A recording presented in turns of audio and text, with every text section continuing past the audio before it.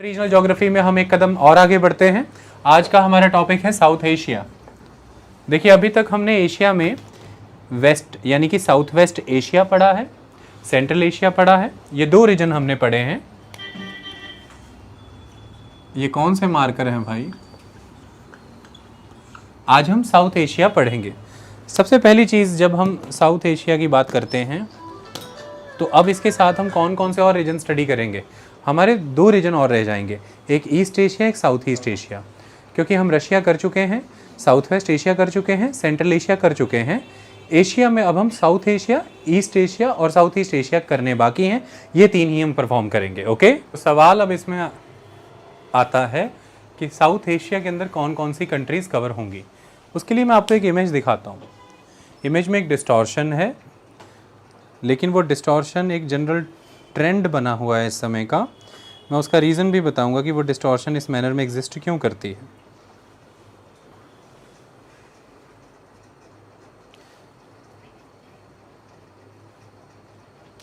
देखिए, जब हम साउथ एशिया की बात करते हैं तो मोस्टली कौन सी कंट्रीज़ उसमें कवर होती हैं? इसमें जो दिखाई गई हैं ये सभी कंट्रीज़ नहीं आएंगी। पाकिस्तान, इंडिया, नेपाल, भूटान, बांग्लादेश, श्रीलंका, मालदीव्स। हम साउथ एशिया में इन कंट्रीज़ को कवर करते हुए चलेंगे। हम इसमें अफ़गानिस्तान कवर नहीं करेंगे और इसमें म्यांमार भी कवर नहीं होगा। ओके, लेकिन यहाँ पर आप देखते होंगे इंडिया का मैप डिस्टॉर्टेड है, सही नहीं है। तो मैं अब आपको कुछ समझाता हूँ, ध्यान से देखिए। इस मैप को आप जब देखते हैं, ये बुक का मैप है, तो इस पे यहाँ पर लिखा हुआ है इस लाइन के बारे में, this is line of control. It is line of control. तो ये क्या रहता है जब भी आप मैप्स देखते हैं? देखिए, मैं आपके सामने सर्च करूँगा और आप सरप्राइज़ हो जाएंगे। ये देखिए, हमने सर्च किया साउथ एशिया। तो जैसे ही हमने साउथ एशिया सर्च किया, हमने इमेजेस निकाली साउथ एशिया की, और आप अब लाइन से ऑब्ज़र्व करना शुरू कर दें। सारे मैप्स वही हाल है, सारे मैप्स का वही हाल है। आप देखते जाइए, जितने भी मैप आपके सामने आते जाएंगे उन सब का वही हाल है। सभी में उसी मैनर में दिखाया गया होगा। एक मैप तो यही है, ये देखिए, सारे मैप्स में वही है।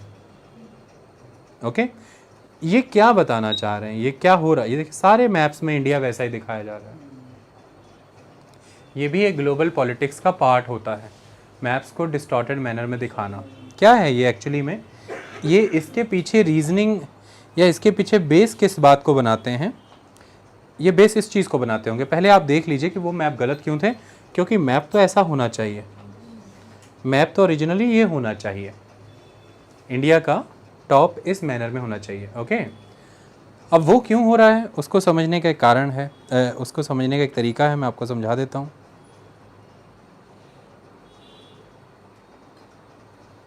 उसके लिए एक मैप मैंने डाउनलोड किया था, अब वो आपको समझ आ जाएगा। अब देखिए, इस मैप को नोटिस करिए। अब देखिए, अगर आप ये देखें तो इस तरफ भी डॉटेड लाइंस हैं, ये भी एक डॉटेड लाइन है, और यहाँ पर भी डॉटेड लाइंस हैं। अब अगर आप मुझसे पूछेंगे तो ये जो लाइन डॉटेड नहीं है, ये लाइन यहाँ से जाके इस तरह से, ये यहाँ से आके ऐसे आती है। इंडिया अपने मैप को ऐसा ही दिखाता है। लेकिन ये वाली जो लाइन है, दिस डॉटेड लाइन, ये एक्चुअली में LOC है, लाइन ऑफ कंट्रोल। तो इस LOC के आगे इतना हिस्सा जो है सारा का सारा, ये सारा हिस्सा और ये सारा हिस्सा, ये पाकिस्तान के द्वारा जो ऑक्यूपाई किया गया है कश्मीर का रीजन, ये वो है द पाकिस्तान ऑक्यूपाइड कश्मीर। अब जब जो मैप्स बन रहे हैं, मैप्स में जो बेसिस दिखाया जा रहा है वो इस लाइन ऑफ कंट्रोल को दिखाया जा रहा है, वो LOC को ही हमारा बॉर्डर दिखा देते हैं। इसलिए अब आप मैप इमेजिन करिए, वो वाले जो मैंने अभी दिखाए थे वो ऐसे जाके ऐसे यहीं पे ही ख़त्म हो जाते है कि नहीं? तो वो आप पूछेंगे कि सर वो यहाँ पे लाइन ड्रॉ करते हैं मैप में किस हिसाब से? LOC के ऊपर ही ड्रॉ करते हैं वो।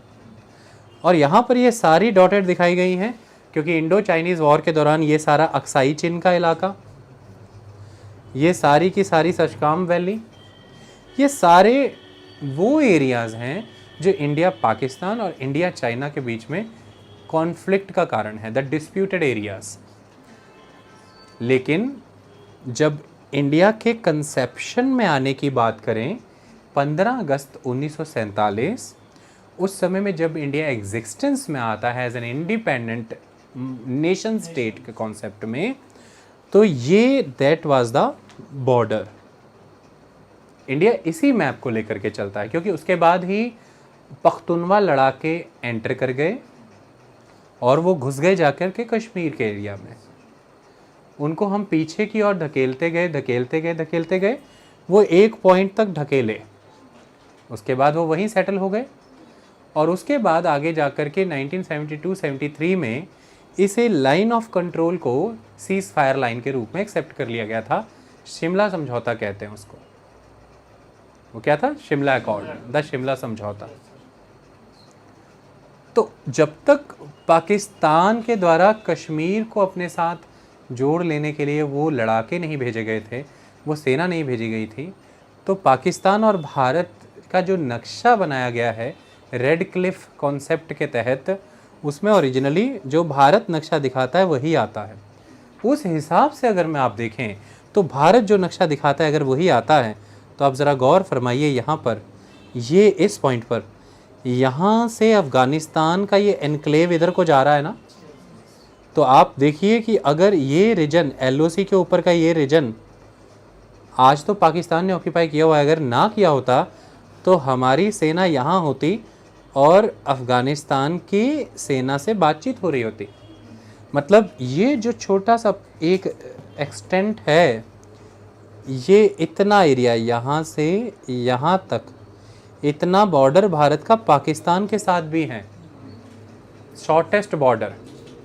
बट प्रॉब्लम अब ये है कि ये वाला जो बॉर्डर हम अफ़गानिस्तान से शेयर करते हैं, ये बॉर्डर एरिया आज पूरी तरह से पाकिस्तान के कंट्रोल में है। लेकिन भारत अफ़गानिस्तान को अपनी बॉर्डर कंट्री मानता है। और अगर इसी बॉर्डर की बात करूं तो इस रीजन को जस्ट कंट्रोल करके आप सीधे ताजिकिस्तान में जाते हैं। तो अगर ये रीजन ना होता पाकिस्तान के कंट्रोल में, तो आपको ईरान के रास्ते अफ़गानिस्तान में एंट्री ना लेनी पड़ती, चाबहार पोर्ट से आप सीधे अपने जम्मू कश्मीर से बाय रोड आप वहाँ एक्सेस कर सकते थे। दूसरा, जो काराकोरम हाईवे है, वो काराकोरम हाईवे भी आप ही के रीजन से होके गुजरता। Okay, so according to the Indian map और the map which is legitimate, the original, Bharat का बॉर्डर अफगानिस्तान से बनता है। बट अब वाकया परिस्थिति ये है कि वो रीजन जो है पाकिस्तान के द्वारा ऑक्यूपाइड है। और जो LOC है, लाइन ऑफ कंट्रोल, अधिकतर मैप्स जो मैंने आपको अभी गूगल पर दिखाए वो LOC को ही हमारा बॉर्डर दिखा देती है। इसलिए इंडिया के मैप की नॉर्दर्न साइड पर शेप डिस्टॉर्टेड रहती है। बट आप उस शेप को एक्सेप्ट नहीं करेंगे। भारत की जो ओरिजिनल सीमाएं हैं वो हमारी सीमाएं यही हैं। भारत एक संप्रभु राष्ट्र है, it is a sovereign state, और बीइंग अ सॉवरेन स्टेट ये हमारी सीमा है और इस सीमा को हमें एक दिन प्राप्त होना ही है, ये सत्य है। ओके, इसी के कारण जम्मू कश्मीर की जो लेजिस्लेटिव असेंबली है, वहाँ की जो विधानसभा है, उसमें इस रीजन को एलोकेटेड जितनी भी सीट्स हैं, आज दिन तक वो सीट्स लेजिस्लेटिव असेंबली में मेंटेन हो रही हैं, चाहे उस पर चुनाव नहीं हो पाते और वो खाली पड़ी रहती हैं, बट वो सीट्स आज दिन तक मेंटेन्ड हैं। तो टोटल सीट्स जो हैं जम्मू कश्मीर लेजिस्लेटिव असेंबली की, उसमें वो सारी सीट्स बोलती हैं जो सीट्स पाकिस्तान ऑक्यूपाइड कश्मीर में आती हैं, क्योंकि उन सीट्स को वहाँ भंग कर देना, लेजिस्लेटिव असेंबली में शो करना, ख़त्म कर देना का अर्थ कि भारत ने अपनी सीमा का अतिक्रमण एक्सेप्ट कर लिया, भारत ने अपनी टेरिटरी का इंक्रोचमेंट, अपने बॉर्डर का इंक्रोचमेंट एक्सेप्ट कर लिया। ये भारत की सॉवरेनिटी पर एक बड़ा डेंट होगा, क्योंकि सॉवरेन स्टेट के लक्षणों में एक बड़ा लक्षण टेरिटरी होता है। ओके, वो सीट्स खाली रहती हैं हमेशा, क्योंकि चुनाव वहाँ हम करा नहीं पाते। अभी पिछले कई दिनों से गिलगिट बाल्टिस्तान का ये जो इलाका है, ये जो ऊपर का ये जो गिलगिट बाल्टिस्तान का इलाका है, यहाँ पर मूवमेंट्स चल रही हैं, जिन मूवमेंट्स में ये बात आगे रखी जा रही है कि हमें भारत के साथ जुड़ना है, हमें भारत के साथ जुड़ना है। ओके, ऐसी मूवमेंट समय समय पर वहाँ होती रहती है गिलगिट बाल्टिस्तान के इलाकों में। तो मैप में डिस्टॉर्शन क्यों है वो हम समझ गए ना। और लेकिन स्पष्ट कहानी यही है कि दक्षिणी एशियाई कंट्रियों में कंट्री आती है इंडिया, पाकिस्तान, नेपाल, भूटान, बांग्लादेश, श्रीलंका, मालदीव्स। चलो बहुत अच्छी बात है, ये हम दक्षिण एशिया में पढ़ेंगे। तो भारत एशियाई मुल्क है और उसमें वो एक साउथ एशियन कंट्री है। इंडिया एशिया में साउथ एशिया में आता है, ये बात आपको याद रखनी है। तो यहाँ पर जब मैं बार बार साउथ एशिया की बात कर रहा हूँ, तो एशिया दुनिया के सभी कॉन्टिनेंट्स में से सबसे बड़ा कॉन्टिनेंट है, ये एक फैक्ट। दूसरी बात, जिस रीजन की मैं आज बात करने जा रहा हूँ, ये region physical features wise, political units यानी कि अलग अलग states, India, Nepal, Bhutan, political units wise, culture wise बहुत ही डाइवर्स है। डाइवर्सिटी बहुत वाइड रेंजिंग है और बहुत सारे मल्टीपल ग्रुप्स वहाँ एग्जिस्ट करते हैं। आई बात समझ में? चलिए, तो ये साउथ एशियाई मुल्क हैं। जब मैं साउथ एशिया की बात करता हूँ तो कैसे डिमार्केट कर सकते हैं हम इस रीजन को। देखिए, जो एशियन कॉन्टिनेंट है उसके मेन लैंड से नीचे की ओर अगर आप आएँ तो इंडियन ओशियन इसका साउदर्न बॉर्डर बनता है। ओके, फिर जब मैं मेन लैंड की बात करता हूँ तो ये थोड़ा एम्बिगस लगता है, आप इसको ऐसा समझ लीजिए, हिमालयन माउंटेन्स। तो हिमालय पर्वत इसका एक उत्तरी बॉर्डर है, ठीक। दक्षिण में इसके इंडियन ओशियन एग्जिस्ट करते हैं। वेस्टर्न साइड पर इसका बॉर्डर बनता है जहां पर पाकिस्तान और ईरान का बॉर्डर है। सो पाकिस्तान ईरान का बॉर्डर इसका वेस्टर्न साइड है और ईस्ट में इसके बे ऑफ बंगाल है। ओके, तो Himalaya, Indian ocean, Iran Pakistan border and bay of Bengal, इसके बीच का ये सारा क्षेत्र जितना भी है ये साउथ एशिया होगा। ओके, यहाँ पर श्रीलंका, ये मालदीव्स, ये भारत का इलाका, नेपाल, भूटान, बांग्लादेश, ये पाकिस्तान का इलाका। ओके, पाकिस्तान और भारत को बॉर्डर करता है Arabian sea branch of the Indian ocean, the Arabian sea branch और द अरेबियन सी। ठीक, भारत और बांग्लादेश को बॉर्डर करती है ये बे ऑफ बंगाल ब्रांच। इतनी बात क्लियर हुई? बस अब आप ये यहाँ पर देख लीजिए, आपको इसमें भी स्पष्ट हो जाएगी ये चीज़ जब आप साउथ एशिया के बारे में पढ़ते हैं। मैंने कोई मैप इसलिए ही नहीं डाउनलोड किया था क्योंकि उन मैप्स में डिस्टॉर्शन थी और आपको ये बताना ज़रूरी था। अब आप यहाँ पर देख लीजिए, पाकिस्तान ईरान का ये बॉर्डर वेस्ट की तरफ बनता है हमारा, ये साउथ एशिया का। हिमालय का यहाँ पर सिंटेक्सियल बेल्ट इधर भी बनता है और इस तरफ भी बनता है। अफ़गानिस्तान से जो पहाड़ निकलेंगे और पाकिस्तान से जो पहाड़ निकलेंगे वो यहाँ पर पामेर में आकर के इकट्ठे होंगे, हिमालय से जुड़ेंगे। तो हिमालय का ये क्षेत्र, ये इंडियन ओशियन, ये अरेबियन सी, ये बे ऑफ बंगाल, कुछ इस क्षेत्र को हम साउथ एशिया कह के पुकारते हैं। इतनी बात क्लियर हुई? बहुत ही रिच रीजन। देखिए, इस क्षेत्र की इस समय की मुख्य समस्या ये है कि एक घनी आबादी वाला इलाका है। घनी आबादी, 2 बिलियन के आसपास की यहाँ पर जनसंख्या है, जिसमें बहुत ज़्यादा डाइवर्सिटी है। इनकी बड़ी चुनौती कि इनके पास जो नेचुरल रिसोर्स कैपिटल है, ये उसे बढ़ती हुई जनसंख्या के अनुरूप कैसे प्रयोग में लाएं। यानी कि इन्हें एक बैलेंस अचीव करना है ग्रोइंग पॉपुलेशन और नेचुरल रिसोर्सेज के बीच में। सारी चीज़ें वहीं टिकी हैं, पॉवर्टी, माल न्यूट्रिशन, हंगर, अनएम्प्लॉयमेंट, जैसी समस्याएं यहाँ पर एग्जिस्ट करती हैं।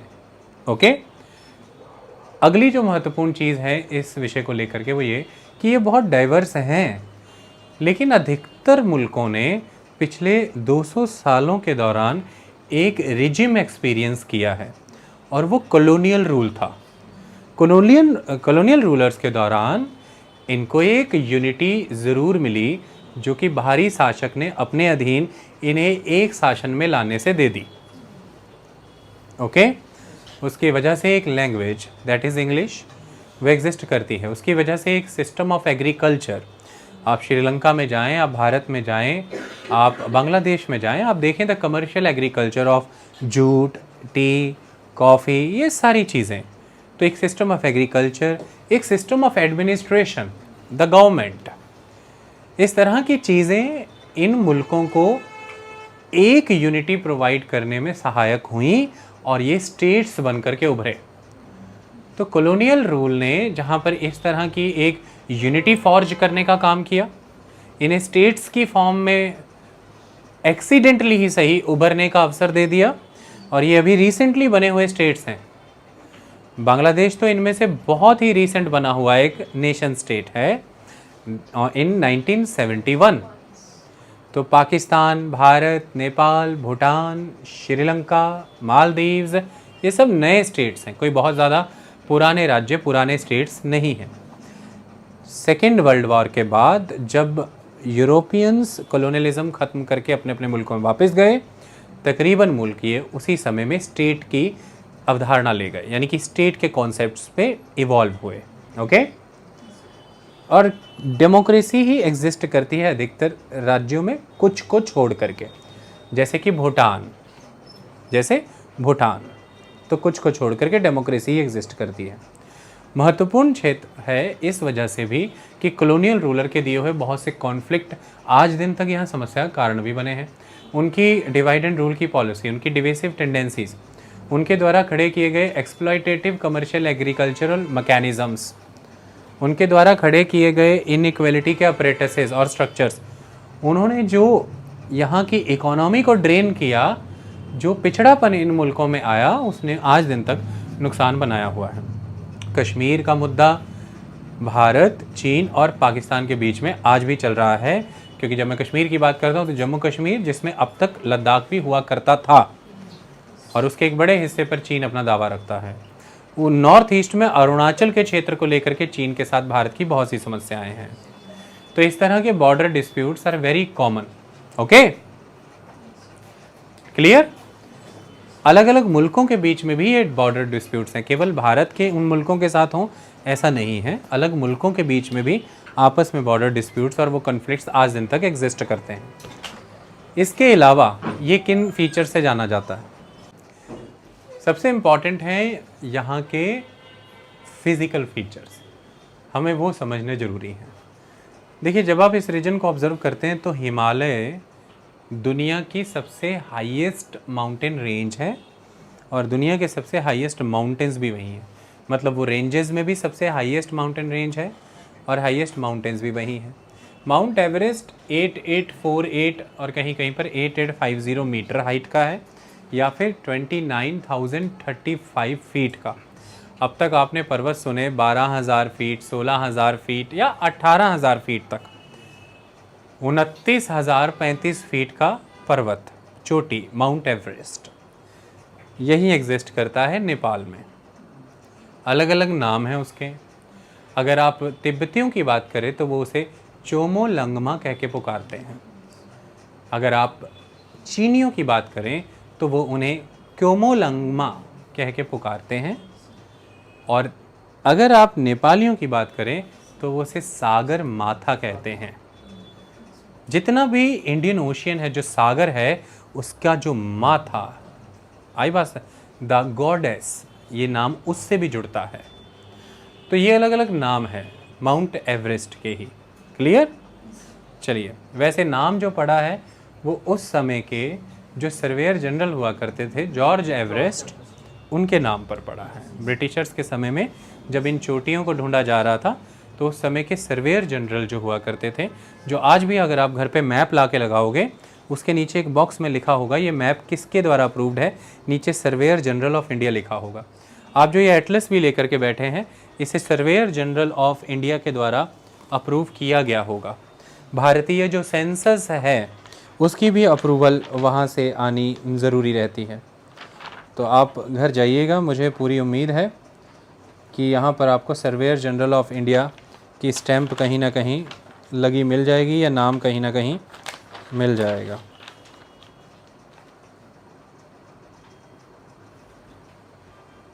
अभी ढूंढेंगे तो टाइम लग जाएगा, ढूंढ के आपको दिखाएंगे। ओके, इस पदवी को ध्यान में रखिए, ये इम्पोर्टेंट है। तो जॉर्ज एवरेस्ट के नाम से ये नाम आता है। ओके, हिमालय को एक बार देखना यहाँ ज़रूरी बनता है। फिर हिमालय के बारे में कुछ क्लैरिटीज़ होनी आपको बहुत ज़रूरी है। अब मैं वो आपको दिखाता हूँ। कुछ कन्फ्यूजन्स हैं जो बहुत हद तक क्लियर हो जाएंगी।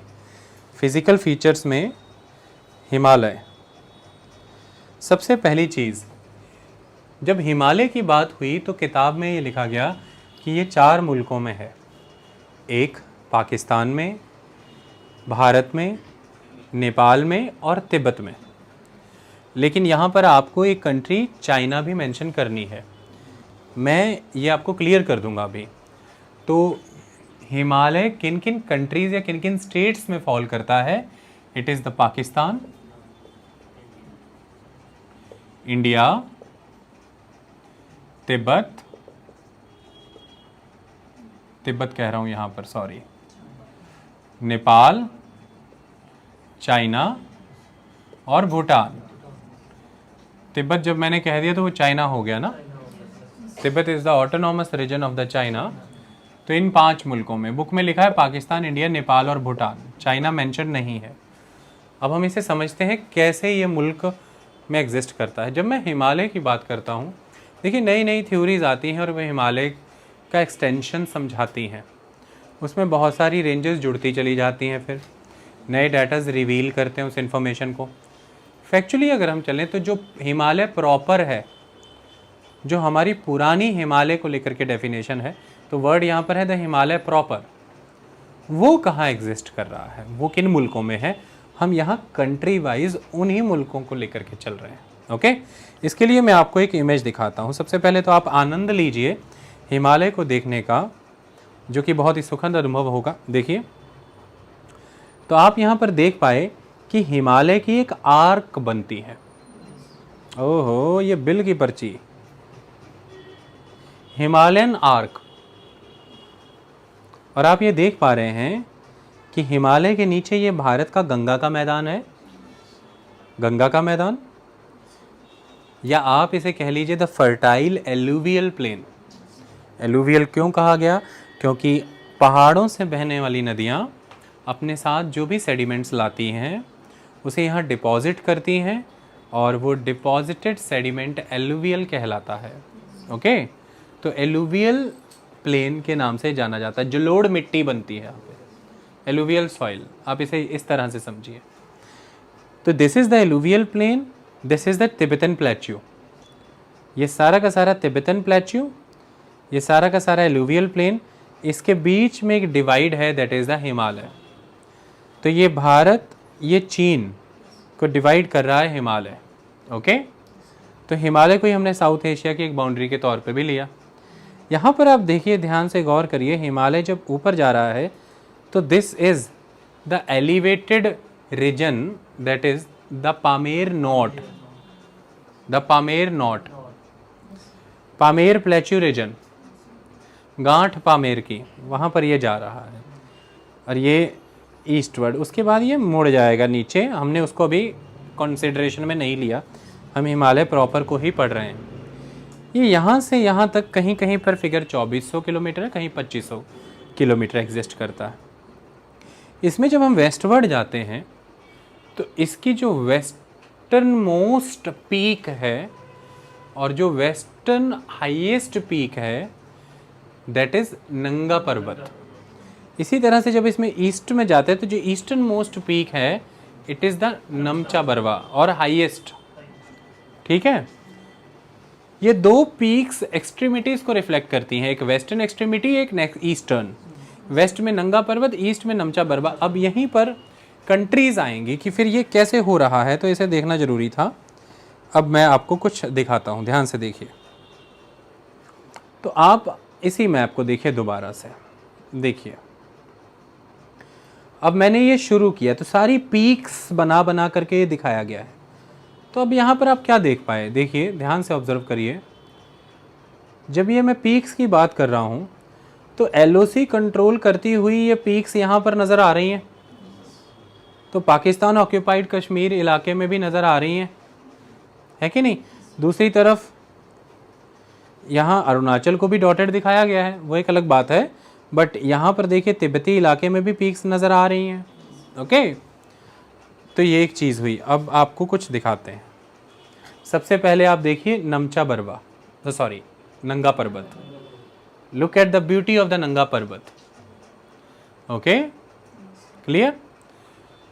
ये पाकिस्तान ऑक्यूपाइड कश्मीर में गिलगिट बाल्टिस्तान एरिया में आने वाला पर्वत है। आप नंगा पर्वत आज की डेट में घूमने नहीं जा सकते।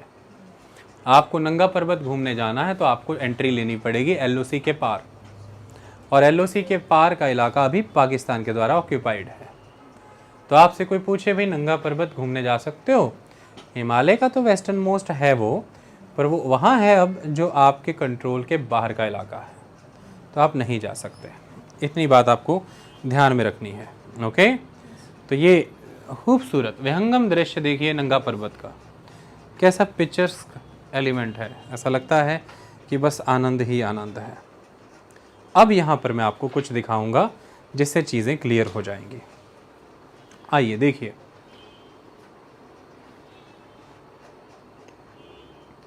देखिए इसको ऑब्जर्व करिए। ये तो हिमालय प्रॉपर चल रहा है। हिमालय प्रॉपर के बाद देखिए ये और ये रेंजेस हैं। ये हिमालय के आगे की ट्रांस हिमालयन रेंजेस हैं। Don't consider them in the Himalayas. तो ये देखिए आपके सामने जास्कर रेंज है, ये देखिए लद्दाख रेंज है, ये देखिए काराकोरम रेंज है। तो ये पहुंच रही है ना पामेर नॉट तक। लेकिन दूसरी तरफ आप यहाँ पर देखिए तो ये जो चोटियाँ हैं, हिमालय जो है ये भी तो पामेर नॉट तक पहुँच रहा है। और ये देखिए, इसे देखिए, ये रेंज सुलेमान रेंज, ये देखिए हिंदू राज रेंज, ये देखिए हिंदू कुश रेंज, ये देखिए कुनलुन माउंटेन की रेंज, ये सब पामेर तक आ रही हैं। ओके, ये देख ली ना अपनी चोटी, नंगा पर्वत लिखा हुआ है। ओके, अब आइए यहाँ पर इस मैप को देखिए। तो अब आपको ये क्लियर हो गया कि ये जो नंगा पर्वत है ये LOC के पार यहाँ है, जो इंदस रिवर यहाँ पर बहते हुए नीचे की ओर गिरेगी, उसके जस्ट साउथ ईस्ट में नंगा पर्वत है। Okay, it is in the Pakistan occupied Kashmir. और ये देखिए आपके सामने द नमचा बरवा। तो नंगा पर्वत से वेस्टर्न सिंटेक्सियल बेंड बनता है, वेस्टवर्ड हिमालय नीचे मुड़ता है, और नमचा बरवा से ईस्टर्न सिंटेक्सियल बेंड होता है। सिंटेक्सियल बेंड क्या है कि जैसे ये मेरी बाजू है और ये मेरा जो एल्बो है, यहाँ पर देखिए ये बेंड हो गया। ओके, या ऐसे मोड़ दिया आपने पैर को। तो इस तरह से ये हिमालय 2400 कहीं कहीं पे 2500 किलोमीटर मेंशन है। उसके बाद यहाँ से नीचे की ओर जाता है। इतनी बात क्लियर हुई। तो ये हमने कहानी पढ़ी। अब एक और छोटा सा मैप है, उसे भी देख लीजिए, आपके लिए मददगार रहेगा काफ़ी। यहाँ पर देखिए, ये नंगा पर्वत, ये K2 8611 मीटर इसकी हाइट है, पर ये हिमालय में आने वाली रेंज नहीं है, ये ट्रांस हिमालयन रेंजेस हैं। ये काराकोरम रेंज की पहाड़ी है, ये चोटी काराकोरम पर्वतों की है, लेकिन माउंट एवरेस्ट हिमालय पर्वतों की चोटी है। ओके, दूसरी तरफ ये देखिए यहाँ पर राकापोशी, तो नंगा पर्वत राकापोशी K2।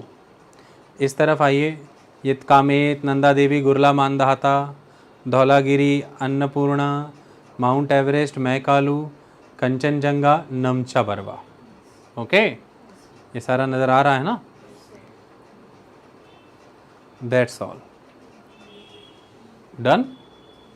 तो इस मैप से हमें सारा क्लियर हो गया कि हम हिमालय की बात कर रहे हैं और उसमें हमने इन 2 पर्वतों की बात की। अब हमें ये स्पष्ट है कि हिमालय पर्वत एक चीज़, हिमालय के आगे की जो चट्टानें हैं यानी कि जो रेंजेस हैं माउंटेन की, वो अलग है चीज़। जैसे जास्कर, लद्दाख और काराकोरम, ये अलग है। जास्कर, लद्दाख, काराकोरम, इसके अलावा एक और है गैंगडाइज या फिर कैलाश रेंज। तो पहले जास्कर आती है, फिर कैलाश रेंज आती है, दैट इज़ गैंगडाइज, फिर आती है लद्दाख, फिर आती है काराकोरम रेंज। ये चारों की चारों ट्रांस हिमालयन रेंजेस हैं और पामेर नोट तक दोनों पहुंचते हैं, काराकोरम भी और इधर से हिमालय भी, दोनों इंडिविजुअल कैपेसिटी में वहाँ तक पहुँचते हैं। और उधर से हिंदू कुश, सुलेमान रेंज, ये तो जब अब बुक में लिखा होगा कि अफ़गानिस्तान के पर्वत आकर के पामेर नोट में हिमालय ही के साथ घुल जाते हैं, तो उसका मीनिंग यही लिखा हुआ। तो अब इस हिसाब से आप ये देख लीजिए कि फिर ये कंट्रीज़ कवर होती हैं हिमालय प्रॉपर में। ओके, पाकिस्तान, इंडिया, नेपाल, भूटान और चीन, चाइना। इवन नेपाल और भूटान तो प्रॉपर हिमालयन कंट्रीज़ हैं। इन्हें चीन और भारत के बीच में as a buffer countries create किया गया है, इन्हें बफर कंट्रीज़ के रूप में नर्चर किया गया है। चीन के द्वारा भी किया गया है और भारत ने भी। अक्सर में ये सिद्धांत ज़्यादा प्रमोट हुआ ब्रिटिशर्स के टाइम पर। ओके, चलिए हिमालय के बाद और क्या फीचर एग्जिस्ट करते होंगे? हिमालय के पर्वतों के अलावा भी पर्वत हैं। जैसे आप नीचे की ओर आइए, आपको वेस्टर्न और ईस्टर्न घाट मिलेंगे, लेकिन उनकी ऊंचाइयां बहुत कम हैं। आपने देखा कि हिमालय में माउंट एवरेस्ट तो पहुंचा 29,035 फीट तक, लेकिन वेस्टर्न घाट जो हैं उसकी ऊंचाई 8,000 फीट तक ही रहेगी।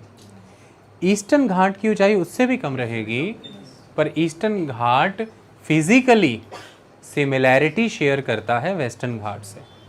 ओके, अब मैं आपको उनके बारे में दिखा देता हूँ, आपको क्लैरिटी हो जाएगी। ये देखिए, ये हम साउथ एशिया के कुछ महत्वपूर्ण फिजिकल फीचर्स के बारे में पढ़ रहे हैं। तो आप पहले इस मैप को देखिए।